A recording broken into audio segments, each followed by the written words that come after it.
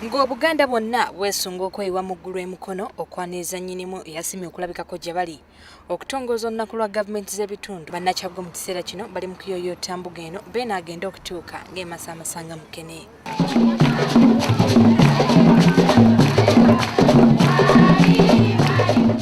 Ate bo abaana b'amasomero abagenda okusanyusa Nnamunswa bali mu kwawula maloboozi okutuuka olunaku lw'enkya Nyinimu wanaalabikako eri obuganda nga basinga n'ennyonza.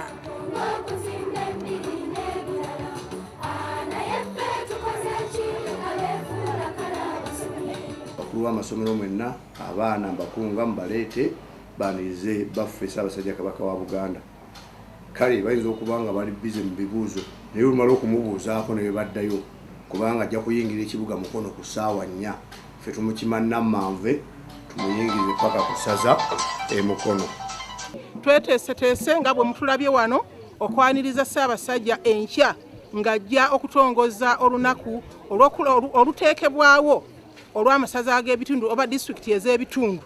Yatwala essaza lya Ssabasajja lino ekyagwe Ssekiboobo Alex Benjamin Kigongo ategeeza ng'enteekateeka zonna bwe ziwedde okwaniriza empologoma. Obusiki bugenda kutandika ekiro ky'olwaleero ku Lwokutaano, naye twagala abantu bajje mu bungi ate mu ssanyu twanirize Ssabasajja kabaka mu ssanyu eritayogereka. Ate era wajja kubaawo ng'omukolo guwedde Ssabasajja kabaka ajja kugabula Obuganda.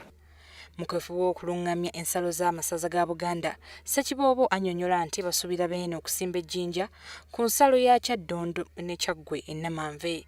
Ku nsalo ya Kyaggwe ne Kyaddondo agenda kuteekawo ekipande ekyawula ensalo eyo.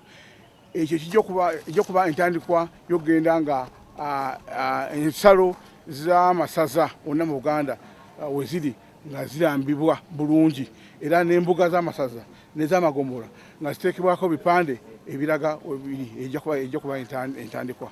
Bw'anaavaawo ajja kujja wano ku mbuga nga bategeeza agalewo olusirika lw'ebyamateeka amale ekyo ajja kulambula ne ofiisi y'Ekyaggwe ekwata ku by'obulambuzi egenda okugulawo mu butongole. Mu kiseera kino embuutu n'okusagambiza kujjudde mu kibuga Mukono era ng'abantu balindirira Nyinimu era nga buli wamu wajjudde bbendera za Buganda okulaga obwagazi eri Nnamunswa. Abantu bonna mu Buganda basuubira okweyiwa eggulu Mukono olunaku lw'enkya okwaniriza beene.